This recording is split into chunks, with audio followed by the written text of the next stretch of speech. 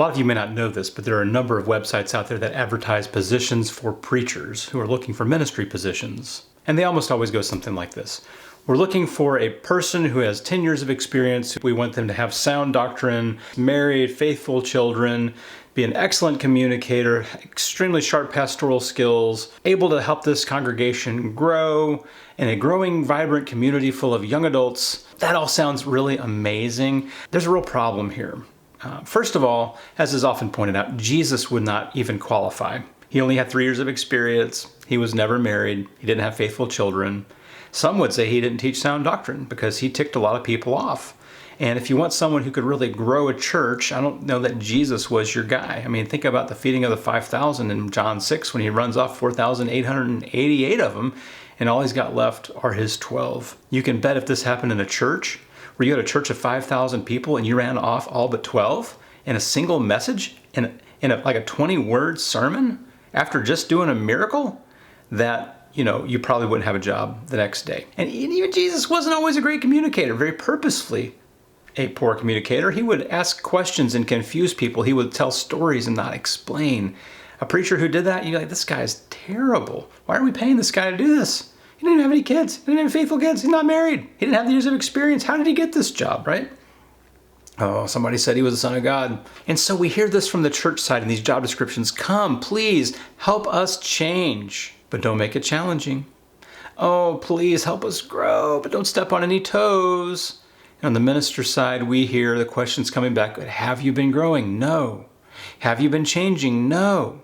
Have you been stepping on any toes? No. Maybe there's a pattern here. You want a different result than the one you're getting by having people do exactly what's already been done. If you ever wonder why the typical preacher doesn't last more than 5 or 6 years, it might have something to do with how they got in, with the things that were said, the expectations that were cast, and then what was the reality, boots on the ground. The things didn't line up with what they were told. So church, don't make promises on the front end that you're not willing to back up on the back end. And don't take your aspirational values and present them as if they are reality. It's just not fair to the people looking at this. If you're telling them that you want things that you will make them absolutely incapable of pulling off when they get there, it's just not honest. It's just not fair. It is not right. Your aspirations should never be aired as expectations. And what that shows is that you are unwilling to do this yourself, that you thought with the right kind of money and the right setup and the right parsonage, you might just land the person who is finally able to do, who is a stranger to us, but now is magically able to do the things that we were not able to do in 60 years. It might make better sense to kind of get your ducks in a row, to launch out in faith, to try some things, what God said to do, to find the results, and then come back and then try to find someone who is actually aligned with reality, with your practice. And that also is going to help you weed out the people who are going to keep this new person from succeeding, because they're going to keep you from succeeding first. Let them try out the fail to succeed thing on existing leadership instead of try out the fail to succeed part on the new guy. Now, as a minister on the other end of this, I can tell you a few things about these job descriptions. And the first is that the best jobs really don't come through the job boards. The best jobs come through networking of people who you know, where there's a prayerful process of talking to someone who knows the church and who knows people who are looking and who helps align the people with the opportunities. Second thing is churches always think a parsonage is a great idea.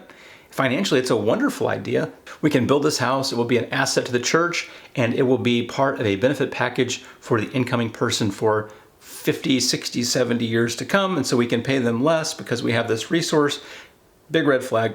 What this is saying to the minister is, we want you on the clock 24/7, because when your house is next to the church and then someone comes to the church at 10 p.m. and they're trying to put a table away, but they didn't have a key, and I don't know how they didn't think of this when they left the house, but what they did think of when they left the house was, well, the minister's next door and surely he'll be up, and so we can just knock on the door and, we paid this guy to do these sorts of things, and so probably not enough, but they can come out and unlock this door. There are going to be people who read every single thing you write in these descriptions who absolutely want nothing to do with the job because there's red flags in what you're saying. And I felt like at first just saying, well, here's some examples of red flags, but the reality is I would rather the red flags exist because they're going to communicate some things that people need to be aware of, that people need to pay attention to. You can't just whitewash away the red flags and act like everything's okay. It's kind of better if they're there. I will throw one little hint in there, and that is that asking for a tape may not be the best idea. People don't do tapes anymore. Now, preachers, you can bet that you're not going to get treated any better after the hire than before the hire. You're going to have to pay attention to see, is there kindness, is there love, is there mutuality, is there respect? You see the fruit of the Spirit. Like, these things are not going to improve the week after you sign on. If there are alignment issues between you and the leadership before you come, they're probably not going to be better when you arrive. That doesn't mean you shouldn't take the job. It doesn't mean it's a bad job. It just means you have to go into it in tune with reality, prepared for the good things, which there are amazing things in churches that are wonderful things. Ministry is a wonderful thing. It's a hard thing, but a wonderful thing. There'll always be downsides. You just have to understand what you're getting into. To be fair, I ran through some job boards, hadn't looked at them in a very long time. I thought, let me just make sure that what I'm thinking is actually still accurate. And it turns out a lot of it is quite accurate. I ran across one, and there were a few in there that were just kind of mixed it up. That just kind of made me hopeful. It was like, this church had some young folks on their search committee to say something like this. Here's one from Phoenix. It was just wonderful. It says, congregation in Arizona looking for associate minister who wants to evangelize the world, but wouldn't mind starting in Phoenix. Compensation negotiable, gives a phone number. There's not even a name. It doesn't even name the church because they're like, you know what? The name of our church doesn't even matter if someone's not engaged in the mission. You see, now we're talking about what these job postings actually communicate. This one does a fantastic job, and here's why it's interesting. You have a group of people who are actually willing to take a risk to say something that seems even a little ambiguous on the business end, but very specific on the mission end. Wow, like that has my attention. I'd like to call that number and just find out who these guys are. It's fascinating. They were willing to buck tradition. They were willing to have all these job descriptions that read very similar, to stand out, to be different. And it might just be the case that when you get there, if you get this job, if you take this ministry position, you might just be among innovative people who are willing to try new things and take risks, and who are willing to have committees who actually have the leverage to pull off something non-traditional that has vision and purpose. Oh my goodness. And so this might just be the kind of church that you want to be at. I mean, imagine a line in a job posting like this that says, like, we want to change the world, and yes, we want the people who it's going to take to come in who are different than us to actually be in our building. Bring your drink in the auditorium over the new carpet. Like, these are the things that we want to see happen. Because sometimes churches are like, we want to change the world, but we don't want anyone in the room who looks different than us, who acts different than us, who smells different than us, who thinks different than us, right?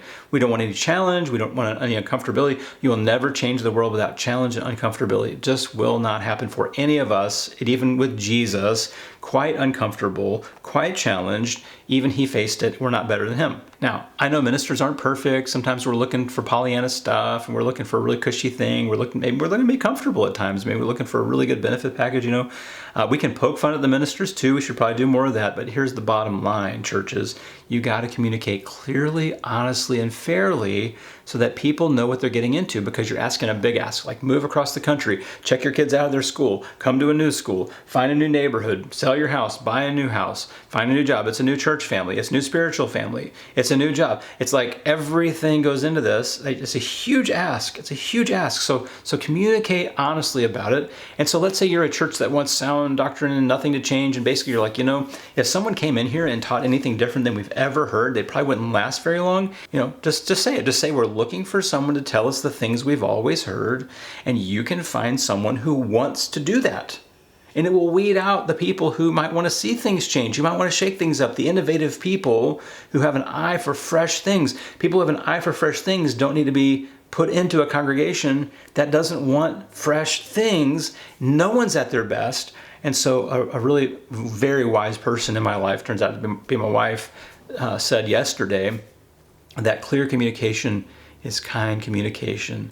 So let us be clear, let us be transparent, let us be accurate.